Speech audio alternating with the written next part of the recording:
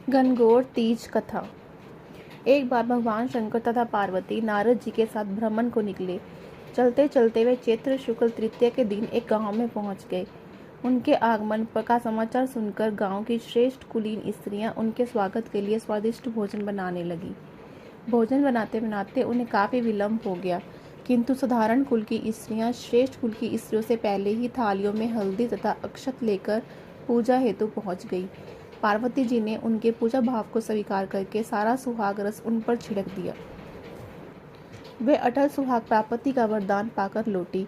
तत्पश्चात उच्च कुल की स्त्रियां अनेक प्रकार के पकवान लेकर गौरी जी और शंकर जी की पूजा करने पहुंची। सोने चांदी से निर्मित उनकी थालियों में विभिन्न प्रकार के पदार्थ थे। उन स्त्रियों को देखकर भगवान शंकर ने पार्वती जी से कहा, तुमने सारा सुहाग रस तो साधारण कुल की स्त्रियों को ही दे दिया, अब इन्हें क्या दोगी?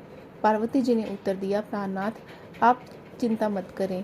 उन स्त्रियों को मैंने केवल ऊपरी पदार्थों से बना रस दिया है, इसलिए उनका रस धोती से रहेगा, परंतु मैं इन उच्च कुल की स्त्रियों को अपनी उंगली चीरकर अपने रकत का सुहाग रस दूंगी।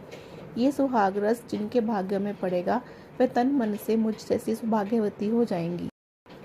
उन स्त्रियों ने पूजन समाप्त कर दिया।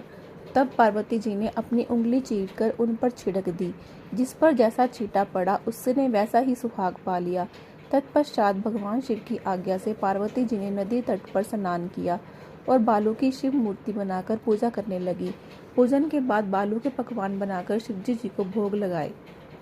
प्रदक्षिणा करके नदी तट की मिट्टी से माथे पर तिलक लगाकर 2 कण बालू का भोग लगाया। इतना सब करते करते पार्वती जी को काफी समय लग गया। काफी देर बाद जब वे लौट कर आई तो महादेव जी ने उनसे देर से आने का कारण पूछा। उत्तर में पार्वती जी ने झूठ ही कह दिया कि वहां मेरे भाई भावज आदि मायके वाले मिल गए थे, उन्हीं से बातें करने में देर हो गई।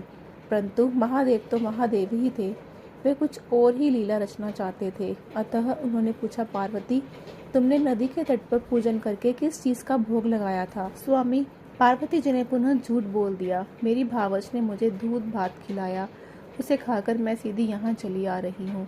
ये सुनकर शिवजी जी ने दूध भात खाने की लालच में नदी तट की ओर चल दिए। पार्वती दुविधा में पड़ गई।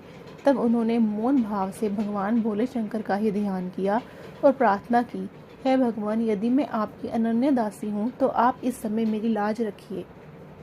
ये प्रार्थना करती हुई पार्वती जी भगवान शिव के पीछे पीछे चलती रही।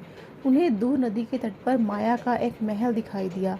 उस महल के भीतर पहुंचकर वे देखती हैं कि वहां शिवजी जी के साले तथा सलहज आदि सब परिवार उपस्थित है। उन्होंने गौरी तथा शंकर का भावभीना स्वागत किया। वे 2 दिन वहां पर रहे। तीसरे दिन पार्वती जी ने शिव से चलने के लिए कहा, पर शिवजी तैयार ना हुए। वे अभी और रुकना चाहते थे। तब पार्वती जी रूठ कर अकेले ही चल दी। ऐसी हालत में भगवान शिव जी को पार्वती के साथ चलना पड़ा। नारद जी भी साथ साथ चल दिए। चलते चलते वे बहुत दूर निकल आए। उस समय भगवान सूर्य अपने धाम को पधार रहे थे।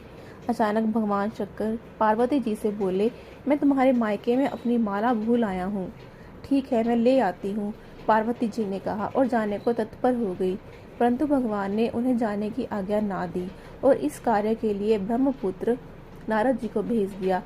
परंतु वहां पहुंचने पर नारद जी को कोई महल नजर न आया। वहां तो दूर तक जंगल ही जंगल था, जिसमें हिंसक पशु विचर रहे थे। नारद जी वहां भटकने लगे और सोचने लगे कि कहीं वे किसी गलत स्थान पर तो नहीं आ गए। मगर सहसा ही बिजली चमकी और नारद जी को शिवजी की एक माला पेड़ पर टंगी हुई दिखाई दी। नारद जी ने माला उतार ली और शिवजी जी के पास पहुंचकर वहां का हाल बताया। शिवजी जी ने हंसकर कहा, नारद, ये सब पार्वती की ही लीला है। इस पर पार्वती बोली, मैं किस योग्य हूँ? तब नारद जी ने सिर झुकाकर कहा, माता, आप पतिव्रताओं में सर्वश्रेष्ठ हैं। आप सौभाग्यवती समाज में आदि शक्ति हैं। ये सब आपके पतिव्रत का ही प्रभाव है। संसार की स्त्रियां आपके नाम स्मरण मात्र से ही अटल सौभाग्य प्राप्त कर सकती हैं और समस्त सिद्धियों को बना और मिटा सकती हैं। तब आपके लिए ये कर्म करना कौन सी बड़ी बात है?